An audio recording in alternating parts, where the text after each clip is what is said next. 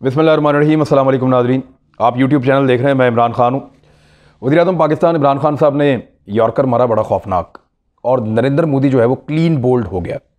और उसकी वजह कोई इमरान खान साहब ने नरेंद्र मोदी को यॉर्कर नहीं मारा, ये यॉर्कर उनकी पॉलिसी को मारा है।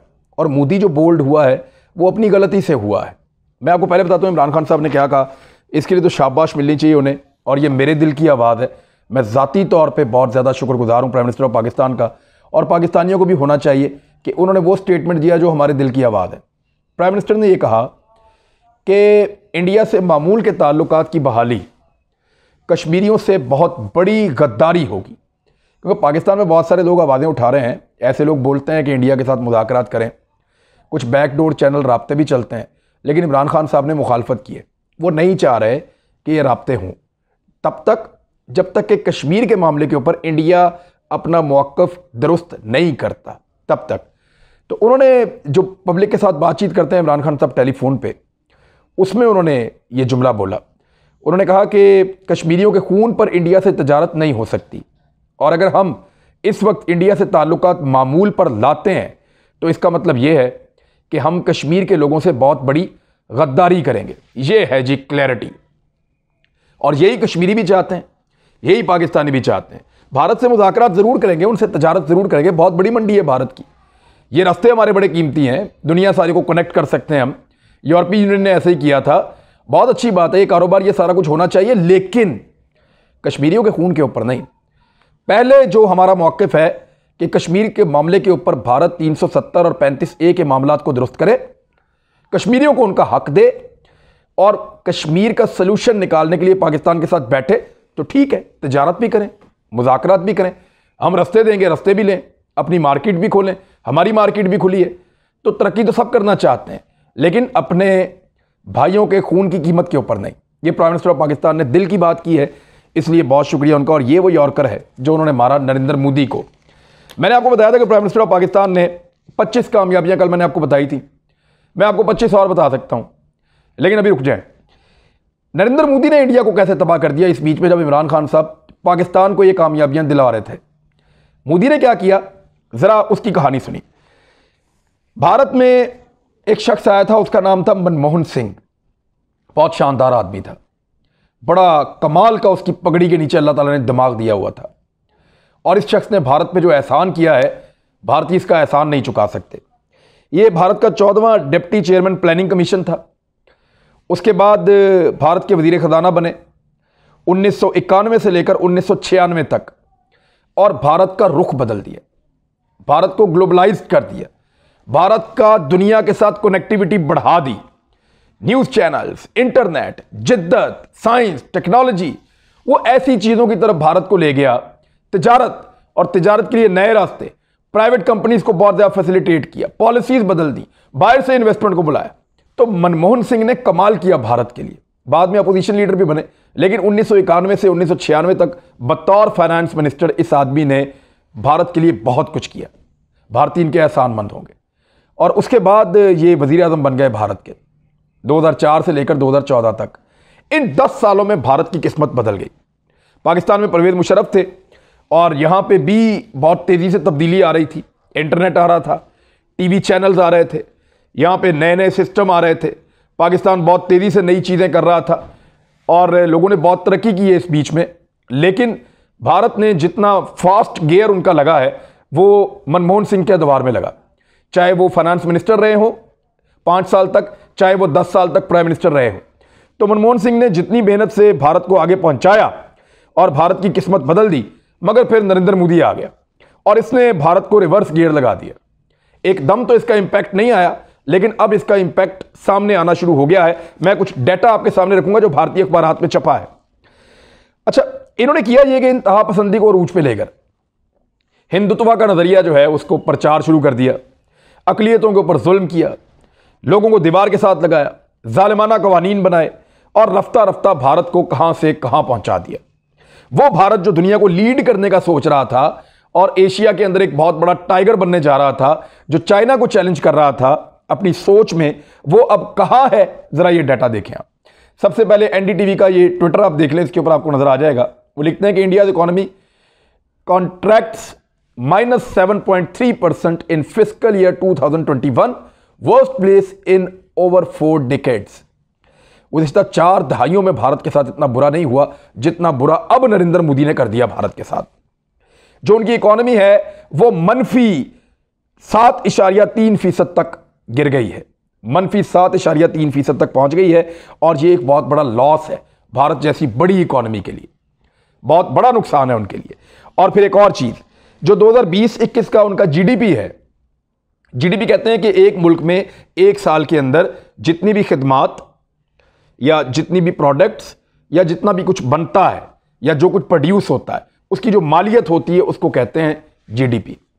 ये मुल्क की इनकम आप समझ लें कि जितना उसने हासिल किया उस मुल्क ने, वो जीडीपी होती है आसान लफ्जों में। तो वो भी गिर गई है। कितनी गिरी है जरा ये सुनिए आप।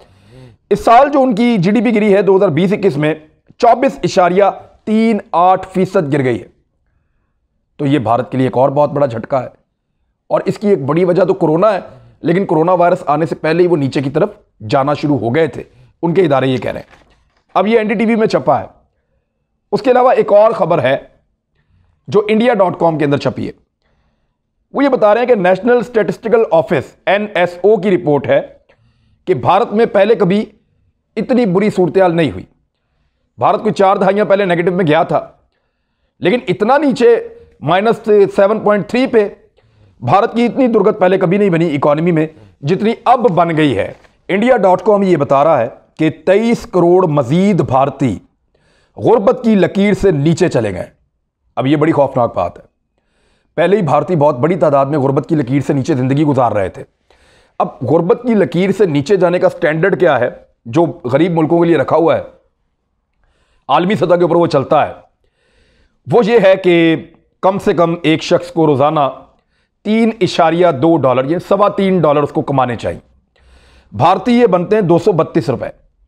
यानी भारत के अंदर मजीद 23 करोड़ ऐसे भारतीय शहरी शामिल हो गए हैं उनकी आबादी में जिनकी रोजाना की आमदन 232 रुपए से कम है। अब 232 रुपए में क्या आता है? कुछ भी नहीं। भारत का रुपया बेशक पाकिस्तान से तगड़ा है, लेकिन 232 रुपए बहुत कम है।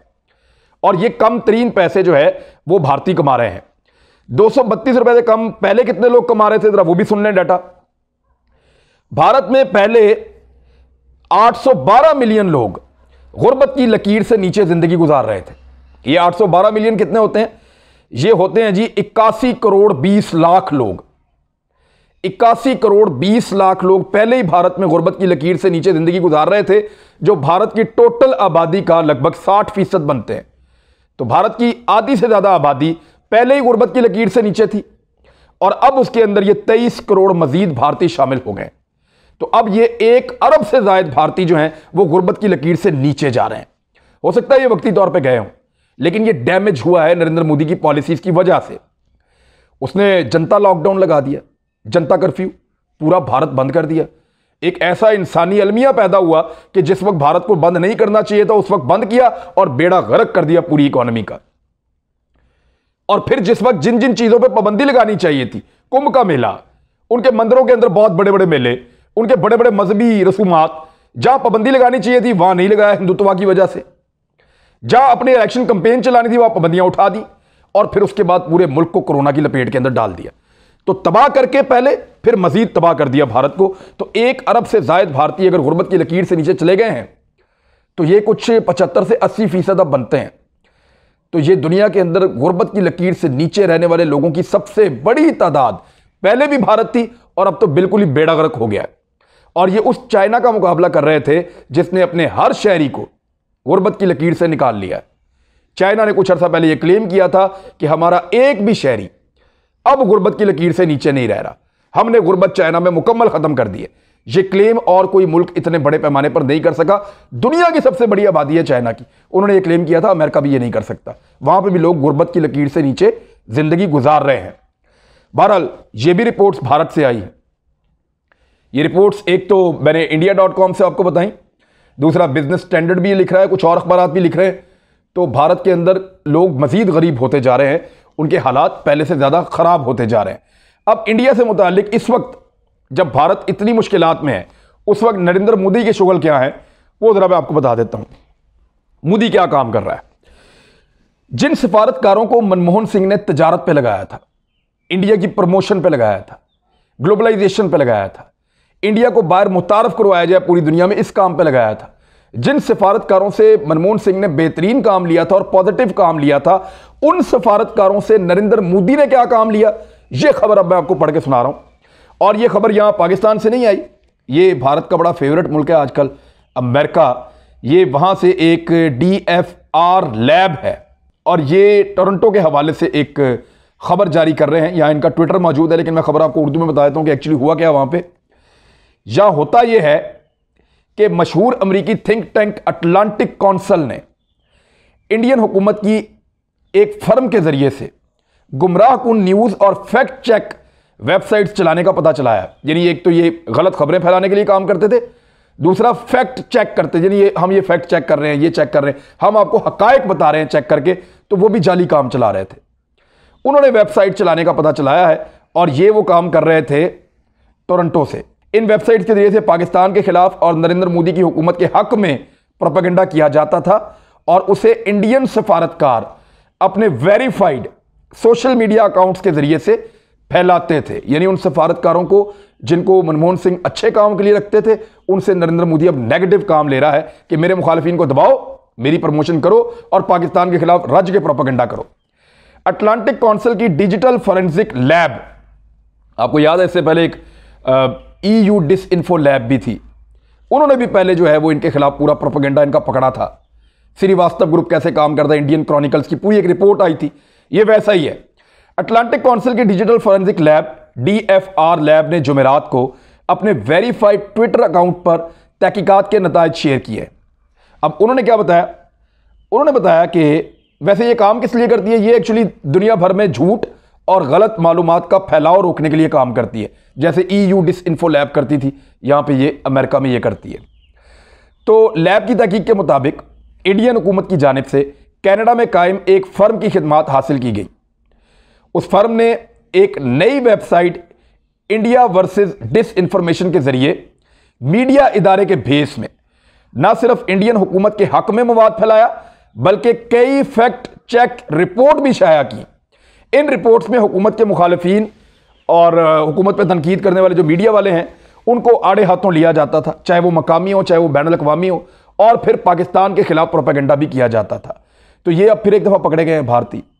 और इसमें दिलचस्प बात यह थी कि ये जो सारी चीज़ें ये करती थी, भारत का ये सारा जो जाली निज़ाम उसने चलाया हुआ था, और इसको इंडियन सफारतकार अपने तस्दीक शुदा ट्विटर और फेसबुक अकाउंट के जरिए आगे फैलाते रहे हैं और उसके सबूत सारे उन्होंने साथ लगाए हुए। तो नरेंद्र मोदी जब ऐसा करेगा, नेगेटिव में से नेगेटिव निकलेगा। नरेंद्र मोदी नफरत के साथ खेल रहा, आग के साथ खेल रहा, तो हाथ तो जलेंगे।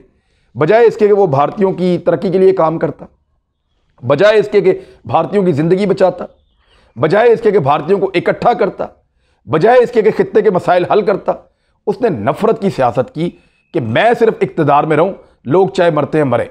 तो ये हालत उसने इंडिया की कर दी है, मैंने आपके सामने रख दी है। वो पाकिस्तान ने समझदारी से काम किया, हमने जंग से गुरेज किया, हमने इंतहा पसंदी से गुरेज किया, बेहतर पॉलिसी के साथ चले। अल्हम्दुलिल्लाह पाकिस्तान के अंदर भी हालात ठीक हैं और पाकिस्तान की बैरूनी दुनिया के सामने भी पजीराई हो रही है, और उसके कुछ सबूत आने वाले दिनों में आपको मिलेंगे, क्योंकि एक रिपोर्ट अमेरिका में तैयार हो रही है। ज़रा वो मुकम्मल हो जाए, फिर उस पर आपको मैं एक तफसीली एक वीलॉग उस पर भी करूँगा। अब तक के लिए इतना ही, अपना ख्याल रखिएगा, अपने इस चैनल का भी। अल्लाह हाफ़िज़।